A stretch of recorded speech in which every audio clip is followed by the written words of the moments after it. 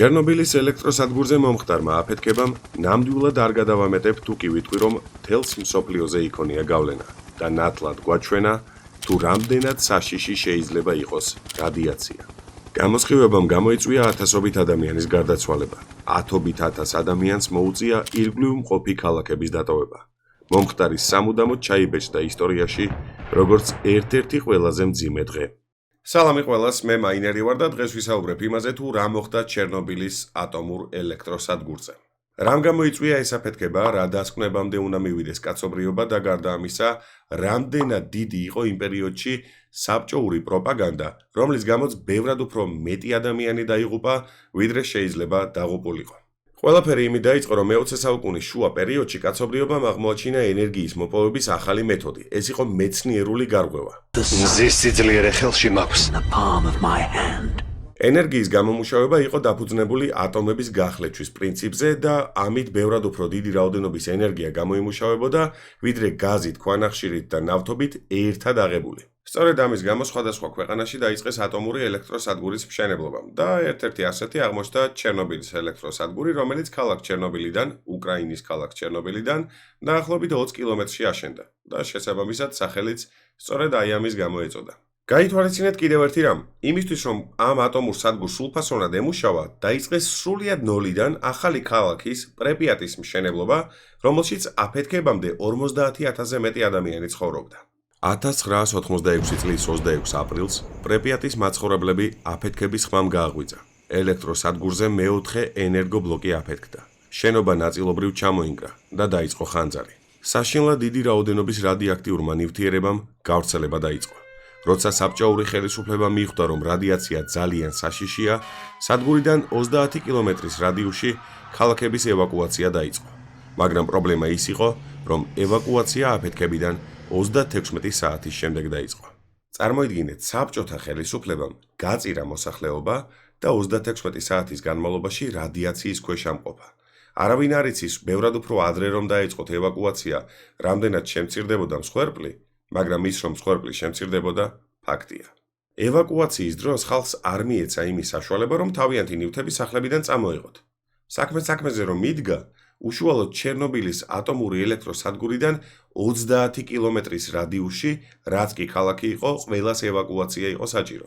და საბოლოო ჯამში ხელისუფლება პირდებოდა ხალხს, რომ არ ინერვიულოთო, ყველაფერი მოგვარდება და უკან დაგაბრუნებთო. აქედან გამომდინარე, არავინ არაფერი არ წამოიღო, ყველაფერი იმ სახლებში დარჩათ და საბოლოო ჯამში 100,000-ზე მეტი ადამიანი იყო ევაკუირებული. სანამ ხალხის ევაკუაცია მიმდინარეობდა, რადიაცია ქარის გამო გავრცელდა და თქვენ წარმოიდგინეთ და უკრაინიდან გადავიდა ბელორუსიაში, რუსეთში და ევროპის დასავლეთ ნაწილში. ყველაზე ცუდი კი ის იყო, რომ საბჭოთა ხელისუფლება 3 დღის განმავლობაში ტელევიზიებში ხმას არ იღებდა და არ ავრცელებდა ინფორმაციას თუ რა მოხდა. მაგრამ სიტუაცია მაშინ შეიცვალა, როდესაც რადიაციის დონემ დასაშვებზე ბევრად უფრო მაღალი მაჩვენებელი დააფიქსირა შვედეთში. და ამ დროს რას აკეთებს გორბაჩოვი? გამოდის ტელევიზიით და ამბობს, რომ აქამდე იმითომ არაფერი არ თქვითო, რომ შესაბამისი ინფორმაცია არ გქონდაო. კაი, იმას ხვდები, რომ მაყურებლების უმეტესობა საბჭოთა კავშირზე მხოლოდ და მხოლოდ ისმენია, რაც ისტორიის წიგნებში წერია, მაგრამ ძალიან მოკლედ რომ ავხსნა. ხელისუფლებას აბსოლუტურად ყველა სფეროში, აბსოლუტურად ყველა საქმიან სივრცეში ყავს კგბ-შნიკები და გორბაჩოვს ინფორმაცია იმასთან დაკავშირებით თუ რა მოხდა ჩერნობილის ატომურ ელექტროსადგურზე არ ქონდა? ოკეი, კაი, დავიჯერეთ. კარგი, მოდი შევეშვათ გორბაჩოვს და ვისაუბროთ უშუალოდ რადიაციაზე. ზოგადად რას წარმოადგენს რადიაცია? რადიაცია ეს არის პროცესი, როდესაც არასტაბილური ბირთვიდან გარეთ გამოდის ალფა და ბეტა ნაწილაკები და გარდა ამისა გამა გამოსხივება. თითოეული მათგანი მიკროსკოპულ დონეზე ანადგურებს ადამიანების უჯრედებს.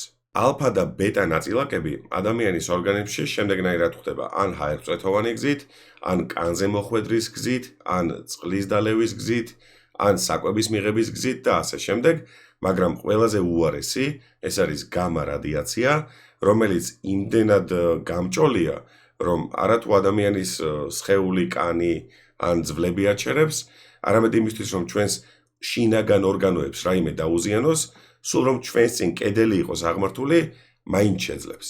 ნორმის ფარგლებში რადიაცია საშიში არაა. ანუ პირობითად ჩვენ რო გავიდეთ თბილისის ქუჩებში და რო გქონდეს რადიაციის მზომი ხელსაწყო. აღმოვაჩენთ, რომ შეიძლება თბილისის ქუჩებშიც კი იყოს რადიაცია. მაგრამ მაშინ, როდესაც რადიაცია ნორმაზე ბევრად უფრო მაღალია, ამ შემთხვევაში ეს რადიაცია იწვევს სხვადასხვა ტიპის დაავადებებს, რომლებიც ეგრევე კი არ ვლინდება. იმისთვის, რომ ეგ დაავადებები გამოვლინდეს, რაღაც გარკვეული დრო არის საჭირო. ზუსტად ამის გამოა რადიაცია ძალიან საშიში.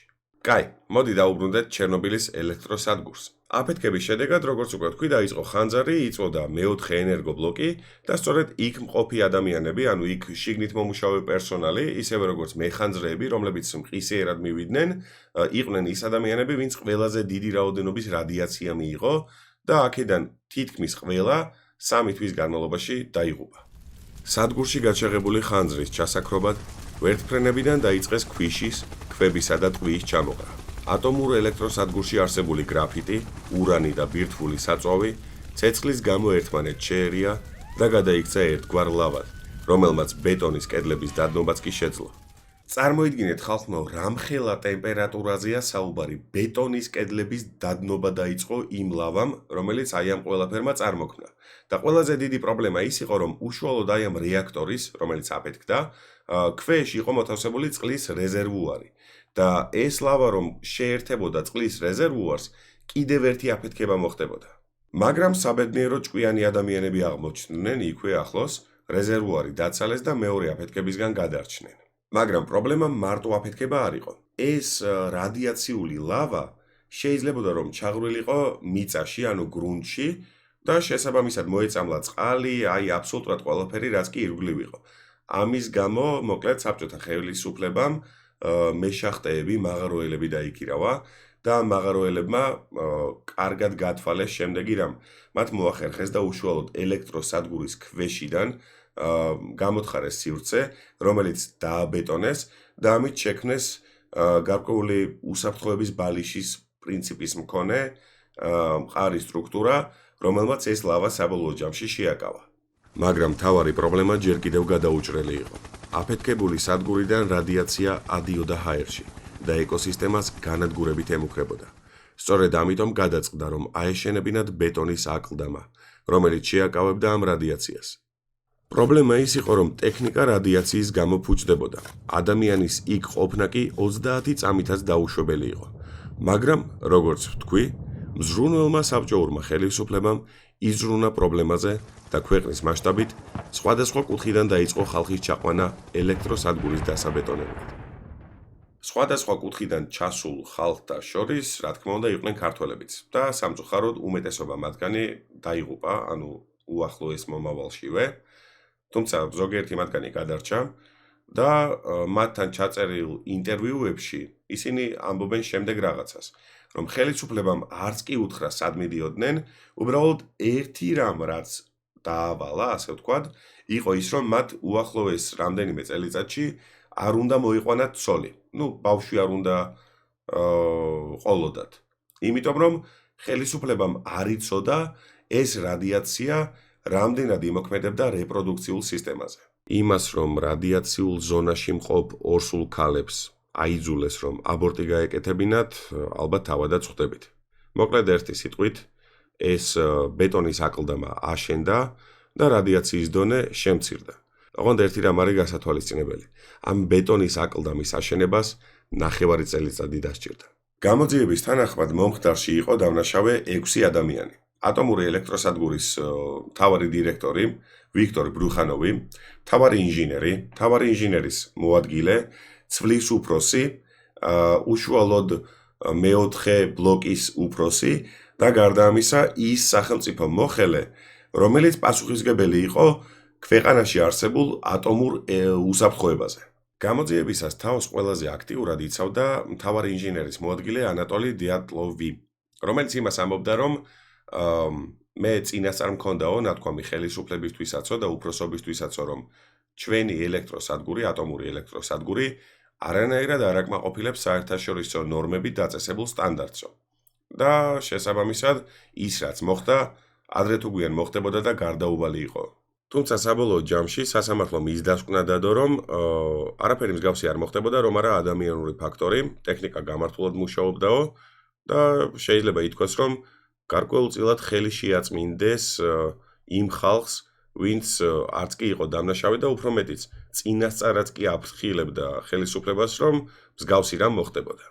თითოეული მათგანი გაასამართლეს. ზოგიერთს 10 წელიც კი მიუსაჯეს, ზოგს ნაკლები, მაგრამ არც ერთი მათგანი არ იჯდა ციხეში იმდენი წელი, რამდენიც მიუსაჯეს. ნახევარიც კი არ იჯდნენ. ისხდნენ. მოკლედ, იმის მერე რა საბჭოთა კავშირი დაიშალა, საერთაშორისო სადამკვირვებლო გამოძიებაც ჩამოვიდა და დაიწყეს ამ პროცესის, მომხდარის გამოკვლევა და დადგინდა, რომ ტექნიკა, რომელიც იქ იყო გამოყენებული, ნამდვილად გაუმართავი იყო. ჩერნობილის ავარია დღემდე ერთ-ერთ უდიდეს რადიაციულ კატასტროფად ითვლება, რომლის შედეგადაც რადიაცია 200,000 კვადრატულ კილომეტრზე გავრცელდა. დაზიანდა რუსეთის, ბელორუსიის, უკრაინისა და ევროპის ქვეყნების საკმაოდ დიდი ნაწილი. ჯანდაცვის მსოფლიო ორგანიზაციის ცნობით, ავარიას ემსხვერპლა 4,000-მდე ადამიანი, თუმცა ეს ოფიციალური ცნობაა, იმიტომ რომ არსებობს წყაროები, სადაც დათვლილია ის მსხვერპლებიც კი, რომლებიც არათუ სადგურის მიმდებარე ტერიტორიაზე, მეტიც, სულ სხვა ქალაქებში და სხვა ქვეყნებში იმყოფებოდნენ. აღნიშნული საკითხი, რა თქმა უნდა, საკამათოა, იმიტომ რომ როგორც უკვე მანამდე ვთქვი, რადიაციის გავლენა ხშირად უცეფვე არ ვლინდება, ამას შეიძლება რამდენიმე თვე ან წლები დასჭირდეს და საქმეზე რომ იდგება, რადიაციის გამო ყველაზე ხშირად გამოვლენილი დაავადებები იყო კიბო, ლეიკემია, ტუბერკულოზი, კატარაქტა და კიდევ სხვა ბევრი დაავადებები, მაგრამ ეს 4 ჩამოთვლილი ყველაზე ძირითადი დაავადებები არის. გენეტიკური მუტაციებით დაავადებული ადამიანების შესახებ ინფორმაცია არაზუსტია, თუმცა ფაქტია, რომ რადიაციამ ამაზეც იმოქმედა. რაც შეეხება ეკოლოგიურ ზიანს, 10,000 კვადრატული კილომეტრი არის დღემდე გამოუყენებელი სასოფლო-სამეურნეო დანიშნულებით, რაც შეეხება ფლორას და ფაუნას, აქ მცენარეების გარკვეული ნაწილი საერთოდ აღარ ხარობს, ზოგიერთი მათგანი პირიქით უფრო კარგადაც ხარობს, რაც შეეხება ცხოველებს, ქალაქ პრიპიატის ნანგრევებში დღესაც კი შეიძლება წააწყდეთ მელიებს, ტახებს, დათვებს და კიდევ ბევრ სხვა მათგანს. დროსთან ერთად ქალაქში რადიაციის დონემ დაიკლო, თუმცა ტერიტორია ჯანმრთელობისთვის საშიში კიდევ რამდენიმე ასწლეულის განმავლობაში იქნება. იმის მიუხედავად, რომ მიმდებარე ტერიტორიაზე ცხოვრება აკრძალულია, აქ მაინც ცხოვრობს ცოტაოდენი ოჯახი. ხოლო იმის გამო, რომ ტერიტორია საკმაოდ პოპულარულია, მას ხშირად სტუმრობენ ეგრეთ წოდებული სტალკერები. ჩერნობილის ტრაგედიამ საბოლოო ჯამში კაცობრიობას კიდევ ერთხელ შეახსენა ის თუ რამდენად რთული არის რადიაცია, რამდენად რთულია ატომურ ენერგიასთან შეხება, ასე ვთქვათ, და ბევრი რამ გამოიწვია. ეკოლოგიური კატასტროფები, გარკვეულწილად საბჭოთა კავშირის დაშლა დააჩქარა, ძალიან ბევრი სხვა ცვლილებებიც მოახდინა და ეს იყო საკმაოდ ძვირად ღირებული გაკვეთილი, რომლიდანაც კაცობრიობას უნდა გამოეტანა შესაბამისი დასკვნები. გამოიტანეს თუ არა, ეგ სხვა საკითხია. დროებით.